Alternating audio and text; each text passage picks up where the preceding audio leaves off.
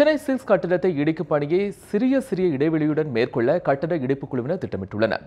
அதன் அடிப்படையில் கட்டட இடிப்பு பணிக்கு தற்போது சிறிய இடைவெளி விடப்பட்டுள்ளது. இது குறித்து அங்கு இருக்கக்கூடிய நம்முடைய செய்தியாளர் குதிப்பினரும் கூடுதல் தகவலை கேட்கலாம். குதிப்தீன், கட்டட இடிப்பு பணி தற்போது எந்த அளவில் இருக்கிறது? அந்த கட்டட பணியை எதற்காக சிறு இடைவெளியில் அந்த பணிக்குழு மேற்கொண்டிருக்கு? கோபால், சென்னை சில்க்ஸ் கட்டிடத்தை காலை 10:50 மணி அளவில் இடிக்கும் பணி தொடங்கியது. கட்டடத்தை இடிக்க நவீன உபகரணமான ஜா கட்டர் என்று அழைக்கப்படக்கூடிய இயந்திரங்களை கொண்டு இடிக்கும் பணி துவங்கியது. இந்த உபகரணமானது ஒட்டுமொத்தமாக கட்டடத்தை சினிமாக்களில் காட்டுவது போல இடிப்பது அல்லாமல் சிறிதாக கட்டடத்தை இடிப்பதற்கான உபகரணம்தான் இது. 3 உபகரணங்களிலிருந்து ஒரு உபகரணம் மூலம் மட்டுமே இடிக்கப்பட்டது. அதாவது 7 மாடி கட்டிடம் என்பதால் அந்த ஜா கட்டர் நிற்கக்கூடிய அளவுக்கு உயரப்படுத்திவிட்டு கட்டடத்தை சிறிதாக இடிக்கக்கூடிய பணி துவங்கியது. இடித்த அந்த கழிவுகளை உடனடியாக அகற்றுவதற்கு வசதியாக அந்த கழிவுகளின் மேல் தண்ணீர் பீச்சி அடித்து புகை கிளம்பாமல் சிறிது நேரம் அதனை தாமதப்படுத்தி அதன் பிறகு அதனை எடுத்துவிட்டு மீண்டும் உயரத்தை அதிகப்படுத்தி கட்டடத்தை இடிக்கும் பணி மேற்கொள்ளப்பட்டு வருகிறது. தற்போது கட்டடத்தை இடிக்கும் பணி நிறுத்தப்பட்டு வைத்திருக்கிறது. மீண்டும் 4 மணிக்கு தொடங்கும் என எதிர்பார்க்கப்படுகிறது. பொதுவாக இதுபோன்ற பேரிடர் விபத்து ஏற்பட்ட பின்னால் கட்டடத்தை இடிப்பது என்பது நமக்கு உடனடியாக மௌலிவாக்கம் கட்டடம் இடிப்பது போன்ற ஒரு நினைப்பு தான் ஏற்படுகிறது. அதாவது மௌலிவாக்கம் பேரிடருக்கு பின்பு அந்த கட்டிடத்தை சுற்றி 100 மீட்டர் சுற்றளவுக்கு எந்தவித கட்டிடங்களும் இல்லாமல் இருந்தது. ஆனால் சென்னை சில்க்ஸை சுற்றி 4 புறமுமே கட்டிடங்கள் இருப்பதால் அருகில் இருக்கக்கூடிய கட்டடங்களுக்கு எந்தவித பாதிப்பும் இல்லாமல் சென்னை சில்க்ஸை இடிக்க வேண்டும் என்பதுதான் இடிப்பு குழுவினரோட நோக்கமாக இருக்கிறது. அது மட்டுமல்ல, சென்னை சில்க்ஸ் கட்டிட உயர பிரச்சனை ஏற்பட்ட பின்னாடி மேல்தளத்தில், அதாவது 7வது மாடிக்கு மேலே தற்காலிகமாக இரும்பு ஷீட்களால் அமைக்கப்பட்டது, கூரை அமைக்கப்பட்டது. அந்த கூரை தற்போது ஒரு பக்க சுவர் தானாக இடிந்து விழுந்த பின்னால் அந்த கூரை அந்தரத்தில் தொங்கக்கூடிய ஒரு நிலை இருக்கிறது. அதனால் கட்டிடத்தை இடிக்கும் பொழுது அந்த கூரை பக்கத்தில் விழுந்து ஏதாவது பாதிப்பு ஏற்படும் என்ற அச்சம் இடிப்பு குழுவினருக்கு இருக்கிறது. அதனால் கட்டிடத்தின் மேலே நின்று யாரும் இடிக்க முடியாது என்பதனால் இந்த ஜாக்கட்டர் மூலமாக சிறிதாகத்தான் இடிக்கக்கூடிய ஒரு சூழல் இருக்கிறது.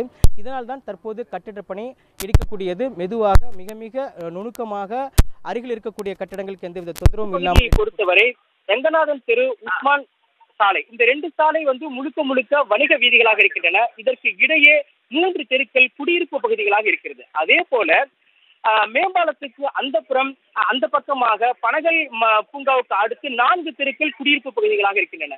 இப்படி குடியிருப்பு பகுதிகளுக்கு மத்தியில் வணிக நிறுவனங்கள் இருப்பதால் இப்பகுதியில் இருக்கக்கூடிய மிகுந்த அச்சத்துடன் இருக்கின்றனர். இது தொடர்பாக இப்பகுதியில் வசிக்கக்கூடிய மென்பொறியாளர் நவநீத் இருக்கிறார். அவரிடம் பேசலாம்.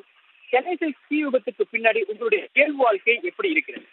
கட்டாயமா பாதிப்பு இருக்கு. எப்படின்னா பாத்தீங்கன்னா நீங்களே சொன்ன ரெசிடென்ஷியல் ஏரியா, இதோட தெருக்களோட சைஸ் வீதி எல்லாமே கம்மி தான். இப்போ தீவு நடந்துருச்சு, வேற ரூட்ல போலீஸ் திருப்பி விடுறாங்க.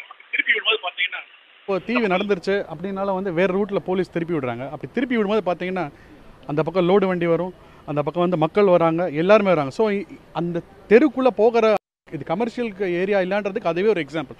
ஏன்னா நாங்களாம் இந்த தெரு ரெஸ்டாரண்ட், இப்போ எங்கள் வீட்டுக்கு பக்கத்தில் என்னோட ஃப்ரெண்டோட அப்பா வீடு இருக்குது, அவர் வீட்டுக்கு போகணும்னா கூட இப்போ போக முடியாது. ஏன்னா நாங்கள் இந்த ஏரியாவே இருந்தாலும் காமிச்சு இந்த பக்கத்தெரு போகணும் அப்படின்னு சொல்லி தான் இருக்குது. இதனால் சிரமம், இது சிரமம் இல்லை. பட் இந்த தெரு வசதியெல்லாம் பார்த்தீங்கன்னா ஒரு கனரக வாகனமோ ஒரு ஒரு ஒரு டிப்பர் லாரியோ போகாத அளவுக்கு அந்த காலத்தில் வடிவமைக்கப்பட்ட தெருக்கள். ஆனால் இப்போ கமர்ஷியல் ஆனதுனால வேறு வழி இல்லை, நாங்களும் இப்படி வர வேண்டியது இருக்குது. ஸோ இதனால் ரொம்ப சிரமம் எங்களுக்கு போகிறதுக்கு, டெய்லி போகிறது, ஆஃபீஸ் போயிட்டு வரதுக்கு ரொம்ப. இப்போ இந்த தீ விபத்தினால மக்களுக்கும் பொதுவாக அரசியல்வாதிகளும் ஒரு விஷயத்தை தெரிஞ்சுக்கிட்டாங்க. என்னன்னா, அதாவது விதிகளை மீறி கட்டடம் கட்டப்பட்டிருக்கிறது என்பது வணிக நிறுவனங்கள் கட்டியிருக்கிறாங்க அப்படிங்கிற விஷயம் தெரியுது. ஆனால் இந்த குடியிருப்பு பகுதிகளுக்குள்ள என்ன மாதிரியான முறைகேடுகள் நடக்குது அப்படிங்கிறத ஒரு குடியிருப்பு வாசியா எந்தெந்த மாதிரியான பிரச்சனைகள்லாம் எதிர்கொள்றீங்கிறத தெளிவாக சொல்லுங்கள். கட்டாயம்.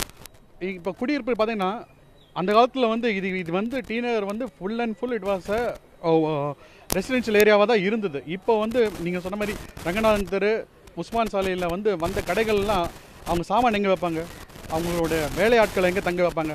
அப்போது அவங்களுக்கு பக்கத்துலேயும் வேணும், சௌரியமாகவும் இருக்கணும். அப்போ என்ன பண்ணுவாங்க, இந்த மாதிரி குடியிருப்புக்குள்ளே கொஞ்சம் கொஞ்சமாக வராங்க.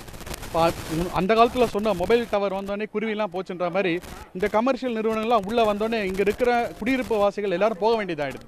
சில இடத்துல பக்கத்து வீடு வாங்கிடுவாங்க, நடு வீட்டை கட்டாயப்படுத்தி வாங்குவாங்க. ஸோ இந்த மாதிரி பார்த்தீங்கன்னா அவங்க இதில் வாங்குறது மட்டும் இல்லை, அதெல்லாம் வீடுகள், அதெல்லாம் வந்து கமர்ஷியல் கிடையாது. அந்த வீட்டில் வந்து கிச்சன் வச்சுருக்காங்க, அந்த வீட்டில் வந்து டார்மெட்டரியாக யூஸ் பண்ணுறாங்க, அந்த வீட்டில் வந்து என்ன நடக்குதுன்னு கூட தெரியாது. லோடு ஏற்றுறாங்க, குடோனா யூஸ் பண்ணுறாங்க. அங்கே ஒரு நெருப்பு வந்துன்னா இப்போயாவது பரவாயில்ல, மெயின் ரோட்டில் வந்து ஏதோ வந்து போகணும், அந்த குடோனில் இருக்கிற இடத்துல நெருப்பு வந்தால் என்ன ஆகும்?